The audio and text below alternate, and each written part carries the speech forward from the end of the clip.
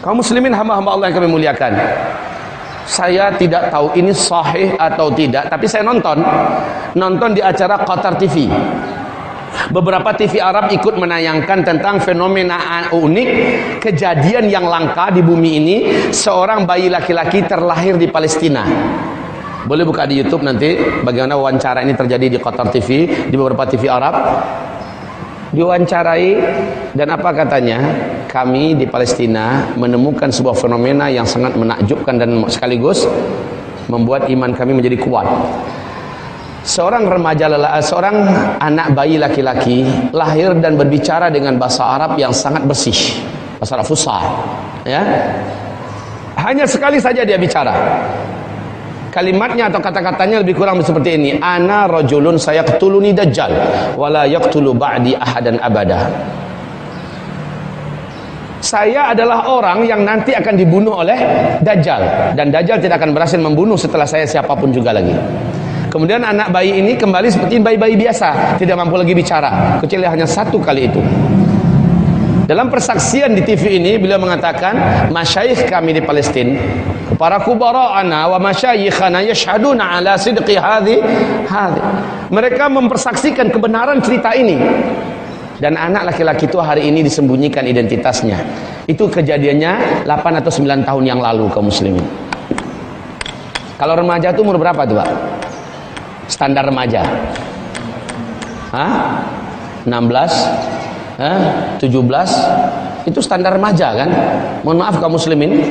Jika memang demikian dan Danau Tiberias pun telah menyusut, tapi kita yang perlu kita imani benar-benar adalah hadis ini, karena hadis ini sahih Muslim. Kalau yang tadi bisa jadi orang Arab itu ngarang-ngarang cerita, kan kita harus seuzon seperti itu kan. Bisa jadi di sana itu orang ngarang-ngarang cerita, tetapi masyayikhana wa kubara'ana yashhaduna ala sidqi hadhihi al-qissah. Para syekh-syekh kami, para pembesar-pembesar kami, orang tua kami menyaksikan mereka kebenaran tentang kejadian ini. Nah, kaum muslimin, yang tidak dapat dibantah itu adalah Danau Tiberias yang sudah menyusut airnya hari ini. Kemudian jika benar laki-laki remaja itu sudah terlahir beberapa tahun yang lalu, maknanya sangat dekat sekali Dajjal akan lepas. Kalau iya, kalau itu betul, la haula wala quwata illa billahil aliyyil azim. Kaum muslimin hamba-hamba Allah yang kami muliakan. Nah, Dajjal akan mengelilingi seluruh negeri-negeri dan khususnya kota-kota besar. Karena waktu Dajjal tidak lama, Bu. Kata Rasulullah, Dajjal itu lepas, sebanyak dia lepas umurnya cuma 40 hari. 40 hari seperti apa? Sehari pertama kata Nabi sama dengan 1 tahun. Sehari kedua sama dengan 1 bulan. Sehari ketiga sama dengan 1 minggu. Lalu 37 hari berikutnya sama dengan hari-hari biasa. Artinya kalau kita totalkan 1 tahun, 2 bulan, 2 minggu. Cuma itu lamanya. Lalu bagaimana, apa yang terjadi setelah itu? Dajjal mati dibunuh oleh Nabi Isa. Nah, dalam waktu yang sangat singkat Dajjal menguasai seluruh permukaan bumi. Dengan kecepatan apa? Dengan kemampuan apa? Padahal ketika Dajjal keluar, semua teknologi sudah tidak ada. Kan Nabi mengatakan, saat Al-Mahdi muncul, kalian akan berperang di belakangnya dengan pedang, dengan tombak, dengan panah, dan dengan menunggang kuda. Kalian akan berjalan di atas kaki-kaki kalian. Sementara Imam Mahdi disepakati oleh seluruh ulama Al-Sunnah wal Jamaah, kemunculannya terjadi sebelum Dajjal lepas. Ini Al-Mahdi ya. Nah, di masanya saja sudah tidak ada teknologi. Apa yang terjadi? Bumi ini akan dihantam meteor, di mana pakar astronomi dunia mengatakan meteor ini akan menghentikan semua teknologi yang ada di bumi. Dan Allah menceritakan tentang kejadian meteor itu dalam surat At-Tur, dalam surat Ad-Dukhan, dalam surat Al-Mulk, tentang Batsyatul Kubra. Jadi bumi ini akan mengalami Batsyatul Kubra, hantaman yang sangat dahsyat. Baik kaum muslimin, nanti kita akan sampai kepada hantaman yang dahsyat ini atau meteor ini. Dan Amerika Serikat mengatakan bumi kita sekarang ini sedang ada di tengah-tengah arus sungai meteor. Ini 2015, Pak. Mereka mengatakan sejak 2013, kata NASA Amerika, sejak 2013 sampai 2016 bumi kita tepat di tengah-tengah arus sungai meteor. Menurut NASA Amerika, diperkirakan selama perjalanan ini bumi kita akan mengalami 1.300 hantaman meteor. Kita 2015 sekarang. Baik kaum muslimin yang kami muliakan, saya akan kembali ke sini nanti ya. Kita kembali dulu ke masalah si Dajjal. Dajjal mampu mengelilingi seluruh kota-kota besar di dunia. Kalau Bapak mau tahu gimana cara selamat dari Dajjal, insya Allah di buku Zikir Akhir Zaman diuraikan, Nabi mengatakan lakukan ini, lakukan ini, lakukan ini, lakukan ini. Kalau kamu tidak berhasil, lakukan ini. Paling pertama anjuran Nabi adalah larilah kamu ke Mekah dan ke Madinah. Hanya 2 kota ini yang tidak akan dapat dimasuki oleh Dajjal. Masalahnya kita di Indonesia, dan pesawat udah nggak ada, teknologi sudah musnah. Gimana mau lari ke Mekah Madinah? Sementara Dajjal dalam waktu yang singkat dia akan mengelilingi seluruh kota-kota besar dunia. Pertanyaan yang muncul, kenapa kota-kota besar yang dikejar oleh Dajjal? Bisa jawab enggak? Sederhana jawabannya. Ibarat kita mau nanggu ikan, saya pasti akan nanggu ikan di lubuk-lubuk ikan yang pasti banyak ikannya. Ada juga di selokan kecil, di badan-badan kecil itu ikan, tapi waktu saya nggak cukup, pasti saya akan mencari tempat yang terbanyak, ya kan? Saya tangguk dapat penuh langsung jaring tangguk saya, ya kan gitu kan? Nah, dia akan datangi kota-kota besar. Makanya salah satu solusi terbaik adalah kalau memang tidak mampu pindah ke Mekah Madinah, kita carilah ke tempat-tempat tinggal yang jauh daripada perkotaan. Ya, lebih bagus nanti ada tempat-tempat yang ada lembahnya atau ada bukitnya atau ada gunungnya. Buatlah situ sebuah peradaban, buat situ sebuah persiapan, itu salah satunya. Tapi jangan salah-salah. Kalau lari ke sana tapi imannya lemah, justru ketika Dajjal datang dia akan turun meninggalkan gunung-gunung. Ada pula kata Nabi, orang-orang nanti akan meninggalkan gunung-gunung, kampung-kampung, lembah-lembah menuju ke kota-kota menanti kedatangan Dajjal. Kenapa Dajjal dinanti kedatangannya? Karena Dajjal bagi-bagikan kehidupan saat orang kelaparan. Nah ini, jadi memang iman juga, walaupun lari ke gunung tapi imannya nggak ada. Saat Dajjal muncul dan Dajjal bagi-bagikan makanan, dia akan turun dari gunungnya. Memang sih Nabi menganjurkan kita. Nah kaum muslimin yang kami muliakan, jadi Dajjal mendatangi kota-kota besar, apalagi Jakarta. Wah, ini paling nomor 1 prioritas, Pak. Prioritas Dajjal. Ini Depok. Apa lagi Depok? Mau Jabodetabek, ya? Depok, Bogor, ya. Orang Jakarta ini Pak termasuk kota terpadat, Jabodetabek ini kan terpadat di dunia toh. Iya. Dia akan datang, cuma Mekah Madinah saja dia yang tidak berhasil masuki.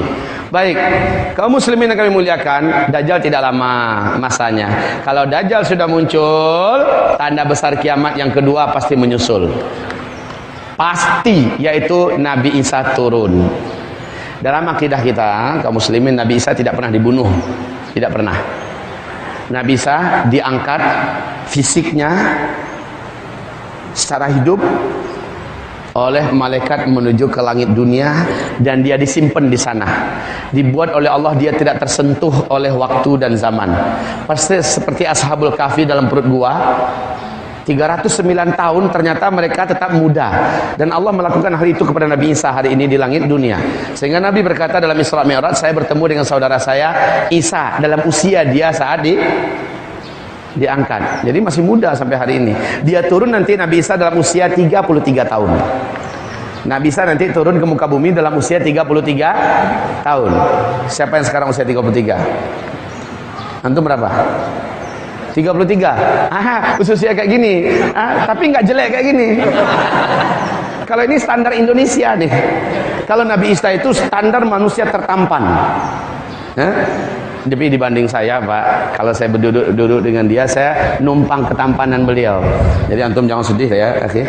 Kaum muslimin yang kami muliakan, Nabi Isa nanti turun dalam keadaan di usia 33 tahun kata Nabi.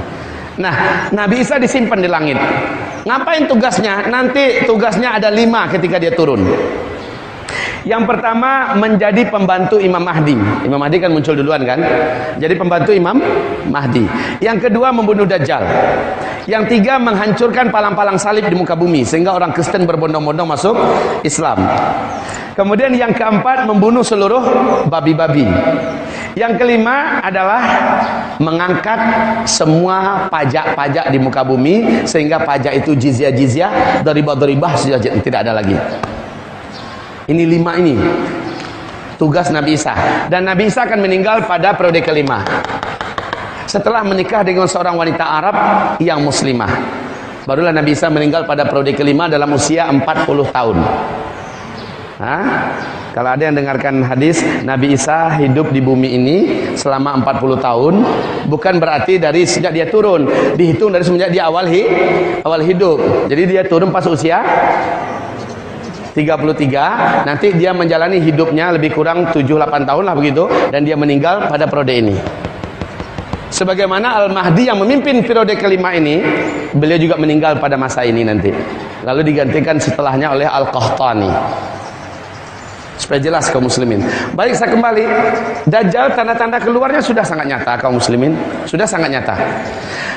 Setelah Dajjal berhasil mengumpulkan sebanyak-banyaknya pengikut di muka bumi ini, Dajjal kembali mengepung Mekah Madinah dan ternyata gagal. Lalu dia mengepung Imam Mahdi yang saat itu ada di Damaskus. Nabi mengatakan Al-Mahdi terkurung di sebuah masjid berhari-hari bermalam-malam bersama orang-orang beriman, karena Imam Mahdi tak mampu melawan Dajjal. Dajjal itu Pak, di samping dia sendiri sangat perkasa, memiliki kekuatan yang tidak ada manusia yang punya. Di belakangnya ada bala tentara tak terkalahkan, yaitu Yahudi Asfahan, berjumlah 70.000 orang. Dajjal ini punya bala tentara yang tak terkalahkan, yaitu 70.000 orang. Sementara pasukan Imam Mahdi saat itu hanya ribuan saja lagi, dan mereka sudah panjang dalam pertarungan yang banyak, ya, sudah sangat lelah gitu kan. Nah, tapi mereka tidak pernah mundur, hanya mereka terkepung di masjid di Damaskus, kata Nabi. Saat malam hari waktu subuh masuk, maka komandang subuh pun dia dikomandangkan. Al-Mahdi memerintahkan qomat. Maka beliau maju ke depan untuk mengimami. Tiba-tiba seluruh mata kaum muslimin yang ada, hari itu sudah tidak ada listrik kaum muslimin, perlu diketahui, karena listrik bahagian daripada teknologi, dan teknologi di masa Imam Mahdi sudah musnah. Ya, kaum muslimin seluruh mata memandang ke arah langit. Apa yang mereka saksikan? Mereka menyaksikan dua malaikat mengapit seorang lelaki yang sangat rupawan. Dialah Nabiullah Isa. Rambutnya sebahu, bagaikan orang yang baru basah-basah di kamar mandi, bagaikan menetes air, seolah begitu, sangat indahnya. Dan Nabi Isa pun meletakkan telapak tangan kanannya di atas bahu sebelah kiri daripada malaikat yang ada di kanannya, dan telapak tangan kirinya diletakkan di atas bahu sebelah kanan daripada malaikat sebelah kirinya. Beliau pun turun. Sampai di darat, orang-orang beriman sudah tahu memang saatnya Nabi Isa harus sudah turun. Sebab apa? Mereka sudah menyaksikan Dajjal keluar. Bahkan Dajjal lagi mengepung mereka. Dan ini waktu salat subuh, mereka sudah tahu hadis itu semua kayak kita ini tahu. Jadi sudah tahu semua. Pas melihat Nabi Isa muncul, semuanya merasa bahagia dan gembira. Imam Mahdi langsung mundur. Adab ya, adab kepada orang yang lebih besar, yang lebih agung, lebih mulia, mundurlah. Apa kata Nabi Isa? Tidak. Ini zamannya kamu pemimpinnya. Saya hanya pembantu kamu. Tadi qomat untuk kamu, kamu yang imam. Maka Al-Mahdi enggak banyak basa-basi, langsung maju kembali lalu mengimami salat subuh. Selepas salat subuh mereka pun berzikir, hampir terbit matahari, maka Rasul mengatakan Nabi Isa itu turun tepat di atas menara putih, disebut dengan Manaratul Bayda. Tepat di atas menara putih. Nah, di Damaskus ada dua masjid yang punya dua menara putih. Subhanallah, dua masjid ini nggak hancur walaupun zaman Asad sekarang. Ya, Masjid Jami Amawi satu, ya, di sebelah timur bagian Damaskus. Nanti lihat keterangannya juga ada di buku Zikir Akhir Zaman juga ada. Jadi ada dua menara putih kaum muslimin. Nah, Syekh Ibnu Katsir mengatakan Masjid Jami Amawi, menara putihnya itulah yang nanti akan tempat turunnya Nabi Isa, yang hari ini sudah ada, Pak. Jadi turun Nabi Isa di situ belakang, kemudian Imam Mahdi menjadi imam.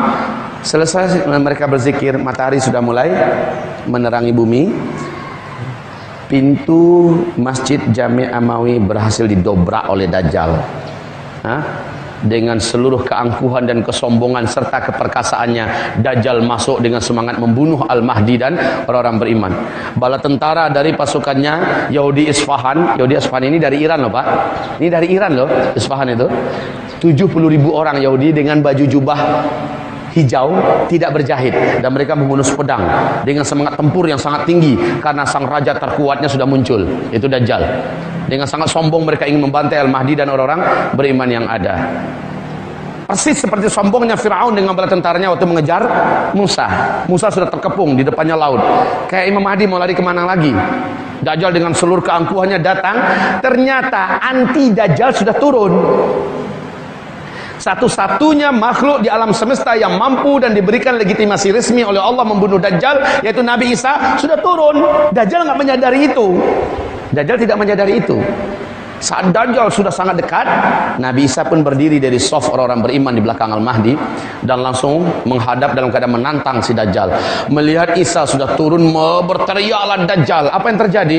Karena Dajjal melihat Nabi Isa saja dia meleleh, bagaikan lilin Pak yang meleleh karena panggangan api. Rasul mengatakan seperti garam yang meleleh dimasukkan ke dalam air. Meleleh Pak, meleleh. Kalaulah Dajjal tetap berdiri di tempat itu, kata Nabi, lantai masjid itu pasti akan berserakan cairan Dajjal dan Dajjal habis, meleleh. Tapi Dajjal langsung lari dengan kemampuan yang tinggi, dia lari ke sebelah timur. Nabi Isa sudah nunggu di situ, di sebelah timur. Lari ke sebelah barat, ke ufuk barat. Nabi Isa sudah menunggu di ufuk barat. Terakhir dia lari ke Palestina, tempat di pintu Lut, dan Nabi Isa langsung menghunjamkan tombak itu, ya. Langsung dihunjamkan tombak itu ke tubuh si Dajjal. Maka menjeritlah Dajjal. Inilah kematian terparah dan terberat yang dialami oleh makhluk yang hidup.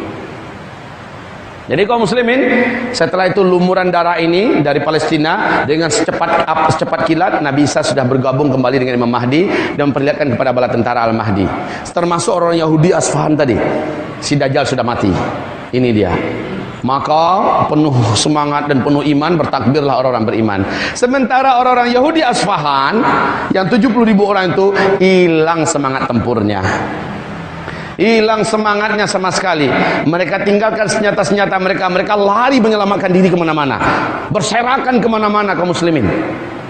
Mereka bersembunyi di balik batu, bersembunyi di balik dinding, bersembunyi di balik pohon, masuk ke dalam lubang-lubang. Kemanapun mereka bersembunyi, kata Rasulullah, benda-benda saat itu, tempat mereka bersembunyi akan berbicara dengan seizin Allah.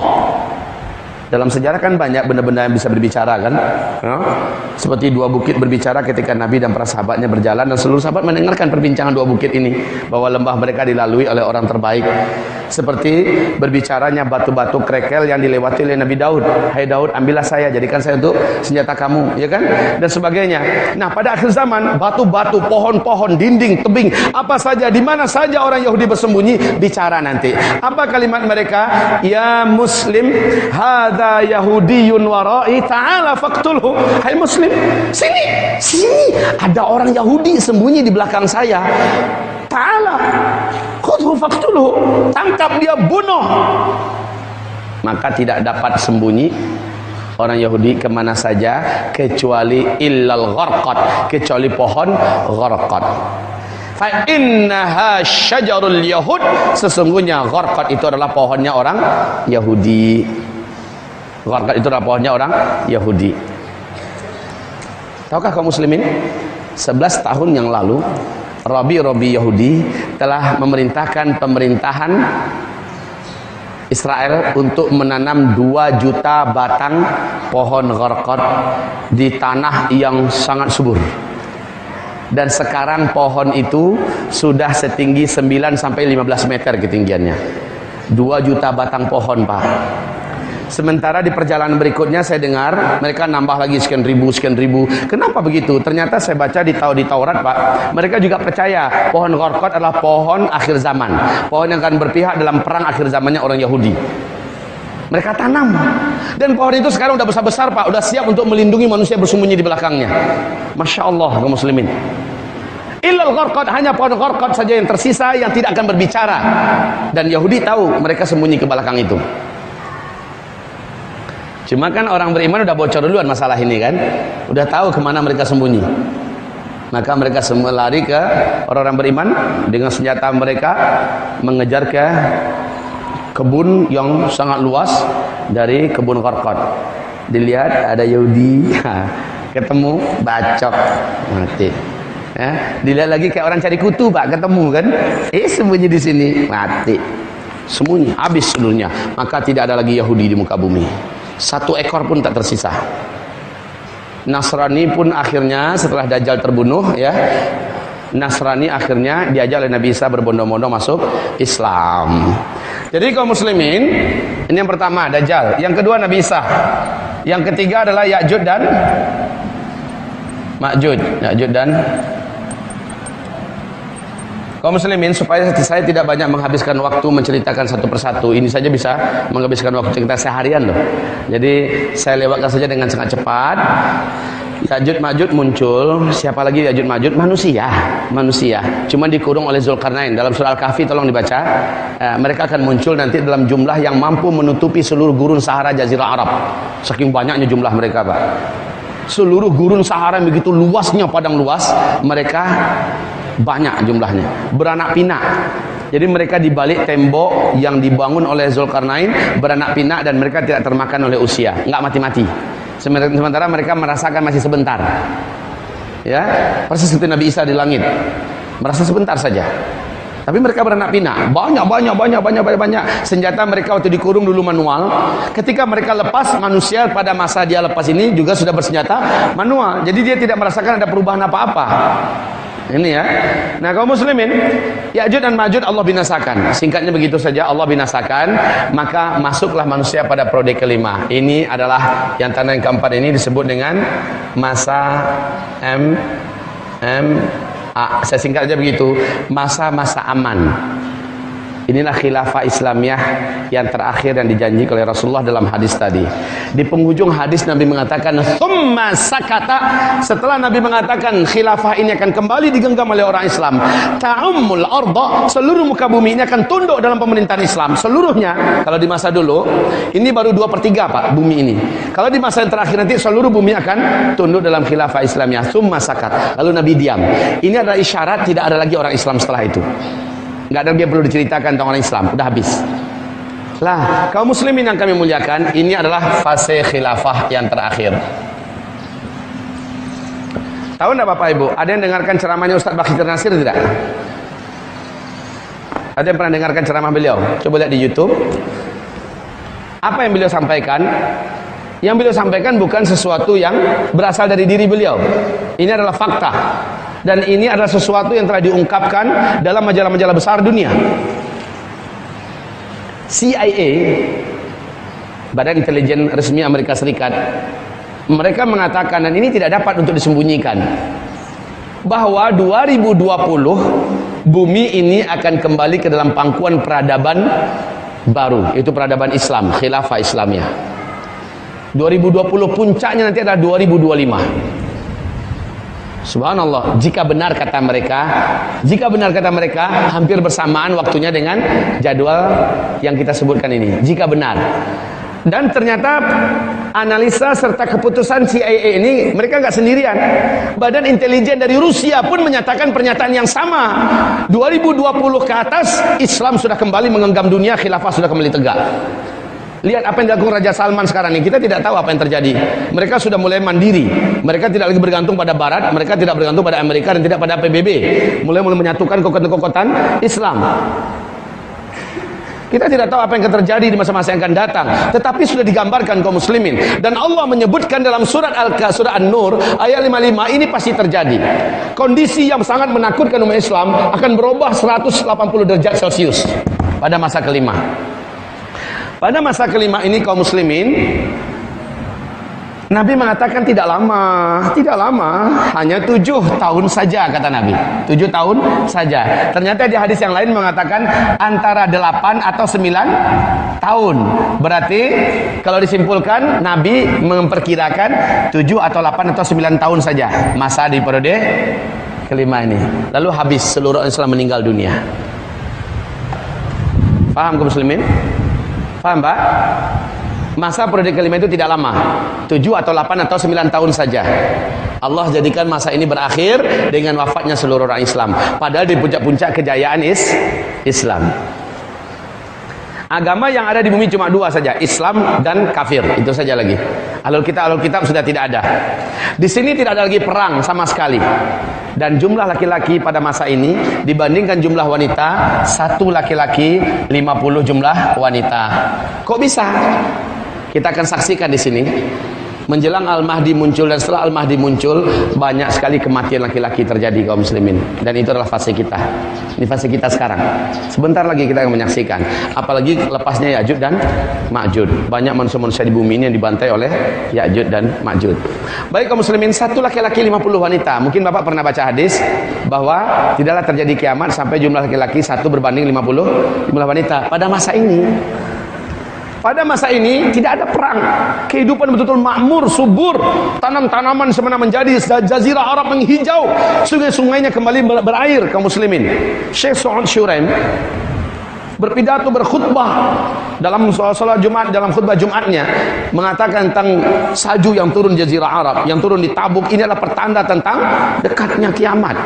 Beliau mengatakan begitu. Tidak lama lagi berarti jazirah Arab akan mengalirkan sungai.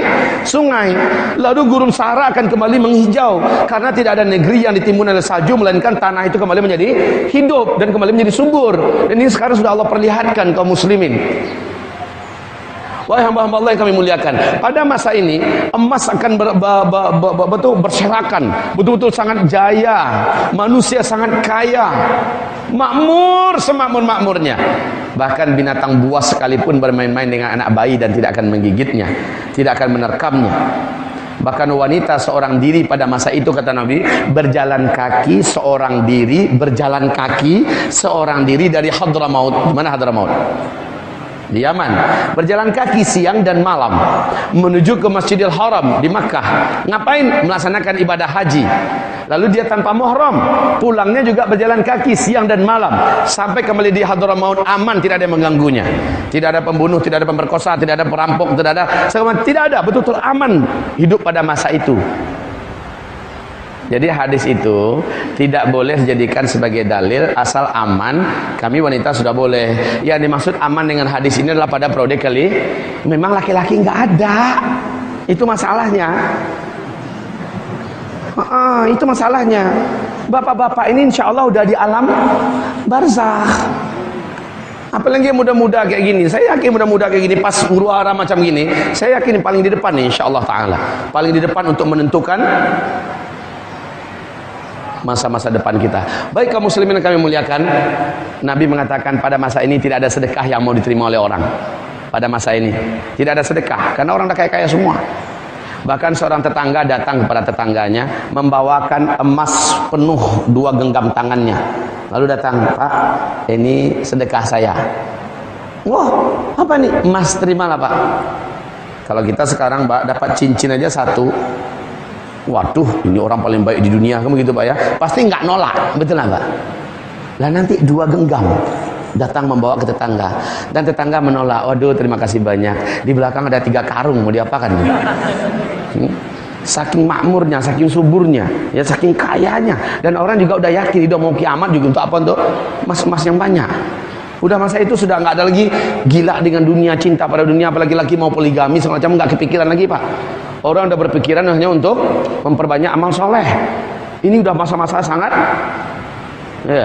Jadi ibu-ibu juga nggak kepikiran mau bersuami pada masa ini. Wallahu alam. Saya rasa tidak. Kenapa? Udah sangat yakin udah mau kiamat ini. Ya. Jadi Bapak Ibu yang kami muliakan, kita kembali di sini ya.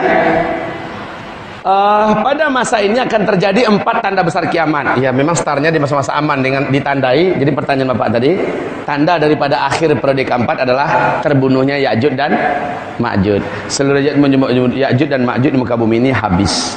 Maka masuk langsung periode kelima. Itu jawabannya Pak ya. Nah, baik. Periode kelima ini akan terjadi 4 tanda besar kiamat. Yang keempatnya adalah khilafah langsung. Yang kelimanya matahari terbit MTB, matahari terbit dari sebelah barat. Dalam Sahih Muslim, fisik matahari yang menerangi bumi kita saat ini yang betul-betul dipanggil oleh Allah lalu sujud di bawah arasy. Kalian di bumi akan mengalami malam yang sangat panjang dan kalian merasakan bagikan 3 malam yang berturut-turut. Ya, besoknya matahari terbit di sebelah barat, maka tidak ada tobat lagi yang diterima, tidak lagi pernyataan Islam yang akan diterima oleh Allah Subhanahu wa taala. Begitu, Pak. Ya.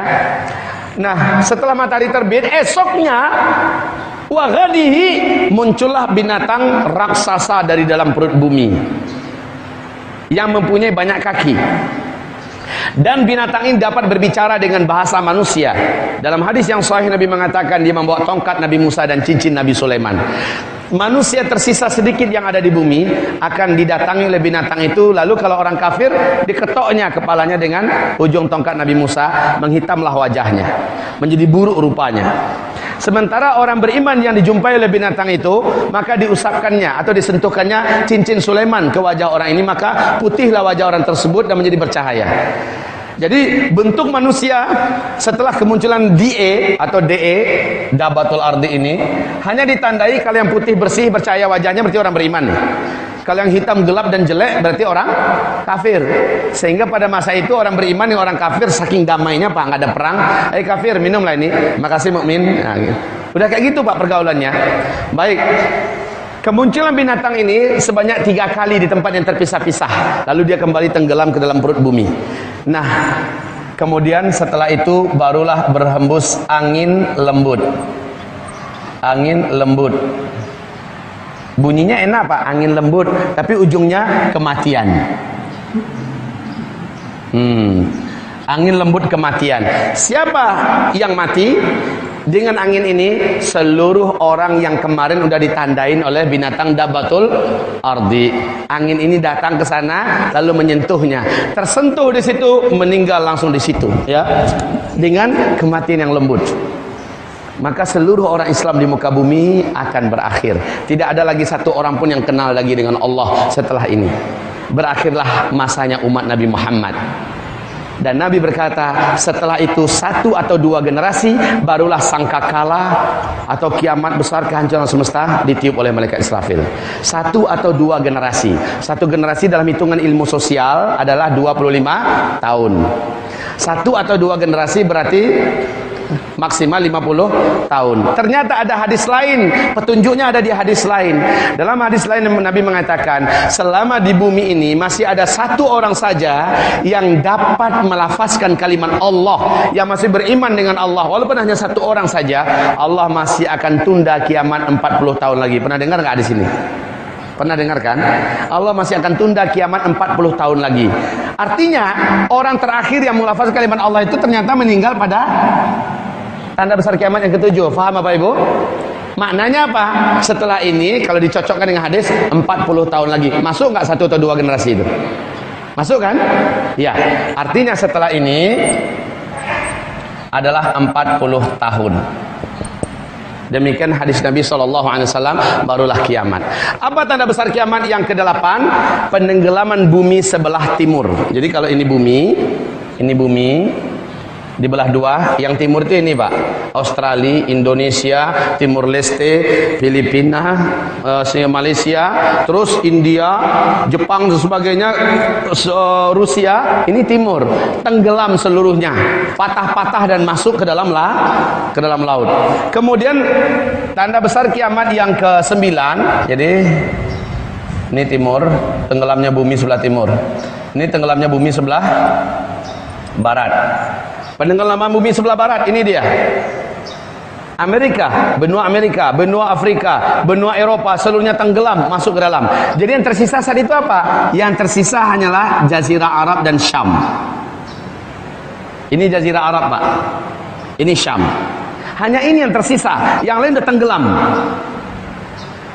Maka yang ke-10 adalah munculnya api raksasa dari dalam perut atau dalam bumi Yaman. Lagi-lagi Yaman. Munculnya api raksasa. Yaman itu mana? Kalau dilihat ini, maka Yaman itu posisinya di sini. Kalau Pak lihat petanya ya, Yaman itu adalah bagian ujung daripada yang masih ada. Keluar api raksasa di sini. Semua manusia yang hidup ini akan digiring secara paksa oleh api ini. Jadi api ini terus menyambar ke sana kemari. Kemudian mereka lari ke arah Syam. Saat seluruh manusia sudah berkumpul seluruhnya di Syam, barulah terjadi kiamat. Nanti temukan hadis-hadisnya, banyak ketemu itu. Saya ringkas ini semuanya dengan secepat ini. Kaum muslimin, sekarang ini berita besar untuk Bapak Ibu semua. Saya sebenarnya juga merasa tidak nyaman menyampaikan ini, tapi gimana, wong fakta kok. Silakan buka di YouTube fenomena alam yang ada di Yaman pada hari ini, ya. Yaitu ada sebuah daratan di negeri Yaman hari ini mengeluarkan asap, berasap dari dalam perut tanah, dari dalam perut buminya. Berasap di sana, berasap di sini, kayak di lumpur Sidoarjo gitu, berasap sana berasap. Pas didekatin ternyata rengkahan tanah, Pak. Tanah itu merengkah, ya. Kemudian dilihat di dalamnya itu ada semacam energi api yang sangat besar, Pak. Dilihat rengkahan yang lain juga energi api, dilihat lagi di sana energi api yang sangat besar. Sekarang saja kaum muslimin, Allah Subhanahu wa taala seolah sudah memberikan isyarat atau aba-aba. Ini loh api raksasa itu sekarang sudah mulai Allah tunjukkan ada, tapi masih dalam tanah. Pada masanya nanti dia akan keluar lalu membakar seluruh manusia dan memaksa mereka lari ke arah Syam. Saat mereka sudah kumpul seluruhnya di Syam, ya, ketika Imam Mahdi muncul, maka berarti Dajjal tidak lama lagi akan keluar. Oke, kaum muslimin, sekarang pembahasan kita adalah ciri-ciri kedatangan Al-Mahdi. Nah, yang paling berat pembahasan kita nanti adalah berkenaan tentang musnahnya teknologi karena bumi mengalami hantaman meteor. Ini yang paling terberat pembahasan kita. Meteor. Setelah meteor ini, kejadian berikutnya adalah dukhan. Nah, setelah itu kehidupan di muka bumi ini betul-betul berat, betul-betul berat, ya, sangat-sangat berat. Disinilah banyak orang-orang yang berguguran. Sementara banyak jumlah manusia yang mati di muka bumi ini secara global. Kelaparan menyebar di mana-mana, pembunuhan hanya demi sesuap makanan dan segala macamnya. Ini akan bermunculan setelah meteor. Setelah meteor ini teknologi di muka bumi sudah hilang. Kita betul-betul kembali ke zaman Nabi Muhammad. Beberapa ciri-ciri sebenarnya di kitab ini dijelaskan di zikir akhir zaman. Ciri-ciri kedatangan Al-Mahdi diantaranya adalah di periode keempat, ya, yaitu terjadinya huru-hara dan kekacauan di berbagai tempat. Kekacauan, huru-hara. Dan untuk saat ini saya rasa Bapak Ibu sudah dapat merasakan langsung, bukan hanya di Indonesia, apalagi di Timur Tengah, ya, apalagi di Timur Tengah. Baik, yang kedua, saya panjangkan aja ke bawah, ya. Yang kedua, yaitu terjadinya fitnah di Syam. Fitnah di Syam. Ketika Nabi mengatakan Badiru bil a'mali fitanan kaqita'il lailil muslim yusbihur rajulu fiha mu'mina wa yumsi kafira, dan seterusnya. Ternyata Nabi menyebutkan wal fitanu bisyam kaqita'il lailil muslim. Yang dimaksud dengan fitnah-fitnah itu adalah di Syam. Pembantaian, pembunuhan, peperangan, keributan ini, kehancuran ini, segala macamnya. Wal fitanu bisyam. Syam itu adalah Suriah, Palestina, Lebanon, Yordania. Ini yang dimaksud dengan fitan. Dan ini mendahului bagi kemunculan Al-Mahdi. Karena Al-Mahdi nanti akan mengibarkan bendera khilafahnya di Damaskus. Lalu puncak kekhilafahan nanti terakhir adalah di Palestina. Ini khilafah terakhir adalah puncaknya di Palestina. Awal kemunculannya nanti di Damaskus. Damaskus itu adalah Syam yang hari ini penuh dengan konflik, peperangan dan pembantaian, pembunuhan yang tidak tahu ujungnya kapan. Ini sedang berlangsung sekarang ini kaum muslimin, ya. Selanjutnya apa yang terjadi? Berikutnya menjelang Al-Mahdi meninggal, wafatnya seorang raja yang menguasai Hijaz. Dan ada 3 orang putra mahkota yang akan saling yaktatil inda kanzikum salasatun min abna'il khalifah. Kaum muslimin yang kami muliakan, simak ini wahai hamba-hamba Allah yang kami muliakan. Wafatnya seorang raja yang menguasai Hijaz. Hijaz ini di mana tadi? Mekah, Madinah dan Taif. Ini yang Hijaz. Kaum muslimin, di belakangnya ada 3 calon pengganti. Kaum muslimin yang kami muliakan, ini Raja Abdul Aziz. Waduh, spidolnya. Raja Abdul Aziz Ibnu Saud bin Saud. Ya.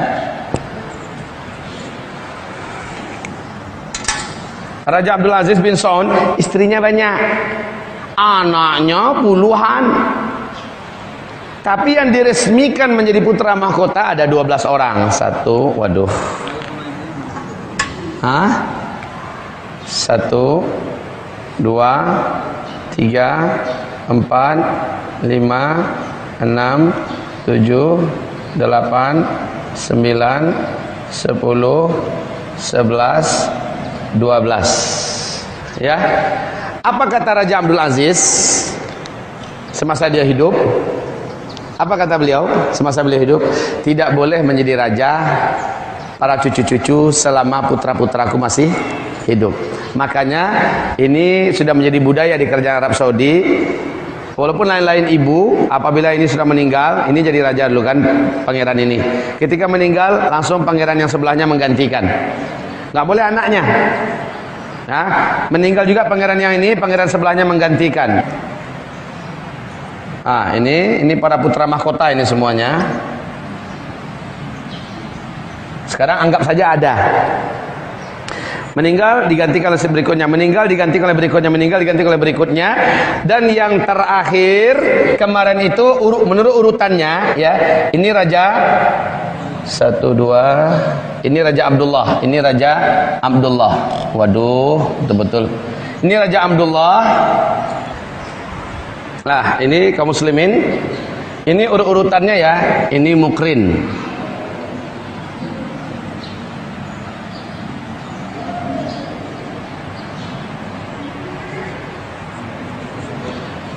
Ini Pangeran Mukrin. Masih hidup sekarang. Ini Pangeran Tolal. Masih hidup. Ini Pangeran Salman. Masih hidup. Ini Pangeran Nayef. Ini Pangeran Sultan. Ini Pangeran Abdullah. Ini Pangeran Fahad. Ya. Oh ya. Alhamdulillah sekali datang langsung banyak.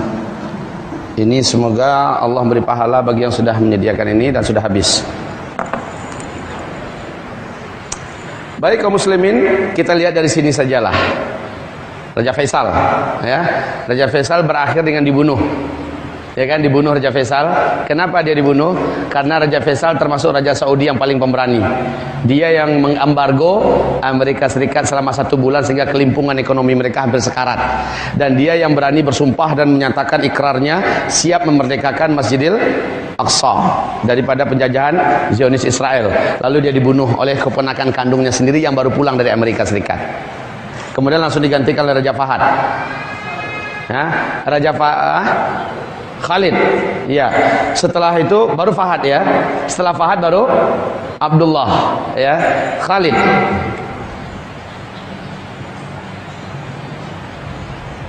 Faisal. Nah, kaum muslimin, Fahad meninggal dunia, digantikan oleh pangeran sebelahnya, yaitu Raja Pangeran Abdullah. Nah, Pangeran Abdullah baru meninggal 9 Jumat yang lalu. 9 Jumat yang lalu.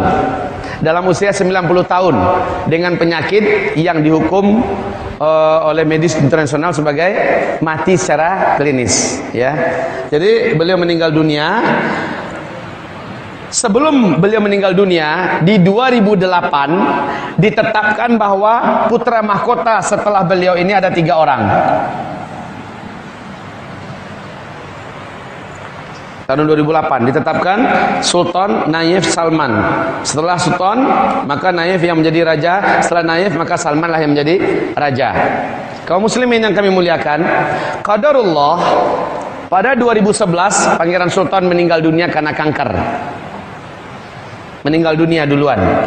Padahal Raja Abdullah masih hidup. Kemudian Pangeran Nayef juga meninggal dunia. Pangeran Nayef juga meninggal dunia pada tahun 2012 bulan Juni, tanggal 6 Juni bila saya tidak lupa ya. Meninggal dunia juga. Maka ini juga meninggal.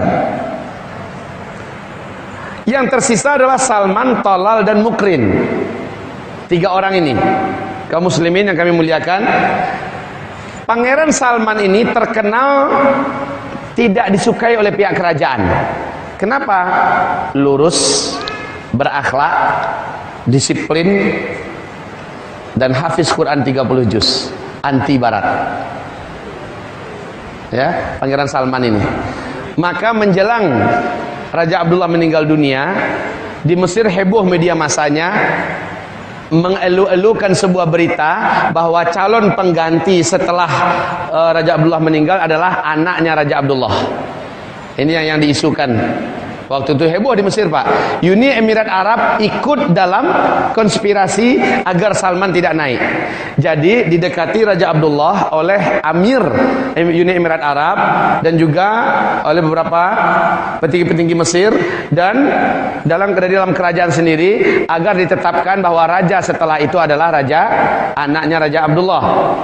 Kaum muslimin yang kami muliakan, qadarullah, sebelum konspirasi itu berhasil, Allah menjadikan kehendaknya yang berlaku. Raja Abdullah meninggal dunia sebelum sempat menandatangani dan memberikan pernyataan. Beliau meninggal dunia terlebih dahulu, kemudian resmilah Pangeran Salman yang naik, ya, resmi. Dua orang ini adalah saudara tirinya. Sementara ini Raja Pangeran Salman dengan Pangeran Nayef adalah saudara kandung. Anak daripada Pangeran Nayef ini juga soleh. Anak dari Pangeran Salman juga soleh. Ada 3 orang anaknya, ada 3 orang. Sementara pengganti di sini ada 3 orang juga, kaum muslimin.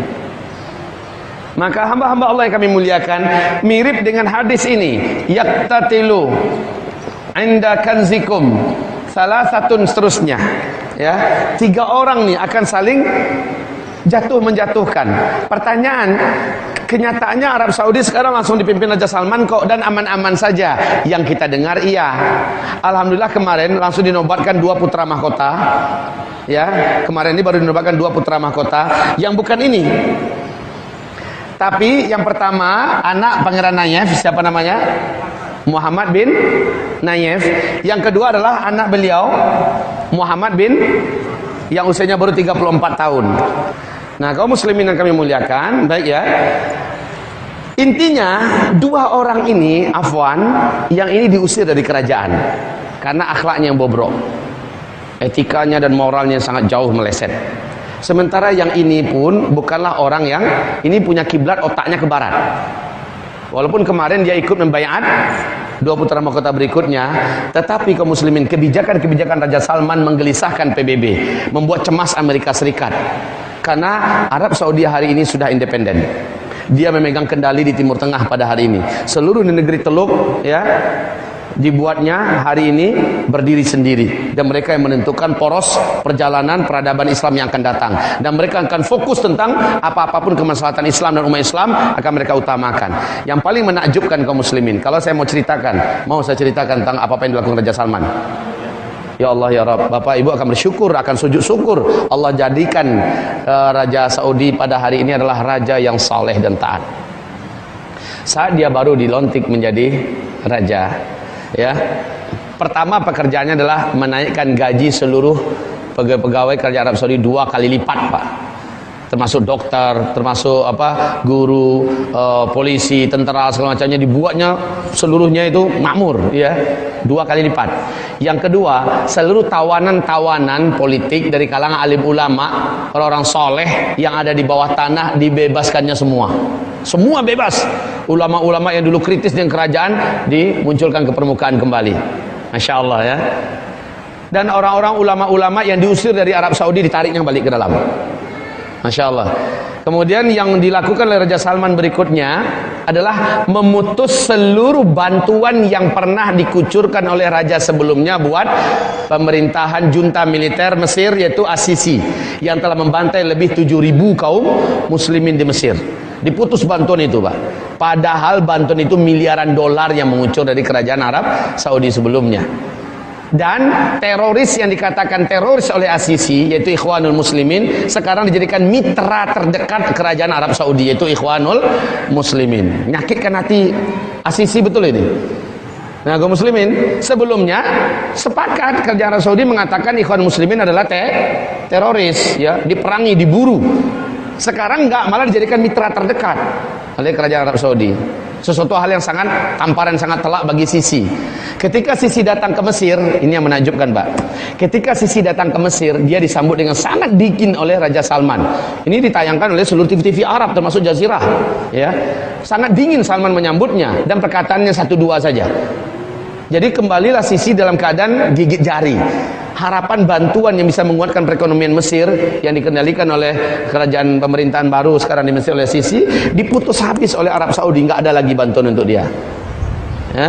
Akhirnya Mesir yang dulu sesumbar di masa Raja Abdullah hidup, mengatakan militer Mesir untuk keamanan seluruh Timur Tengah. Di masa sekarang Mesir mengeluarkan pernyataan baru, militer Mesir untuk keamanan rakyat Mesir, bukan lagi untuk siapa-siapa. Nah, kaum muslimin, berikutnya Bapak Ibu menyaksikan semua di seluruh televisi sedunia ketika Barack Obama datang dengan istrinya, ya, untuk mengucapkan congratulations for you because you new king, ya. Kamu adalah raja terbaru dan kami ucapkan selamat atas kamu. Ini kedatangan Barack Obama bawa istrinya. Masuk waktu salat asar di istana, Pak. Seluruh orang-orang kerajaan ikut Raja Salman pergi ke masjid salat asar. Temenung-menung aja lah siapa? Barack Obama dengan bininya. Berdua, nggak diopenin, nggak diacuhkan. Ini nggak pernah terjadi, Pak. Si tuan besar ditinggalkan. Nggak pernah terjadi. Di masa Raja Salman ini terjadi. Azan. Ya Allah ya Rabb. Kita nikmati azan, kita sholat zuhur. Selanjutnya saya pulangkan pada Bapak dan Ibu. Astaghfirullah, astaghfirullah, astaghfirullah. Subhanakallahumma bihamdika asyhadu an la ilaha illa anta astaghfiruka wa atubu ilaik. Wassalamualaikum warahmatullahi wabarakatuh.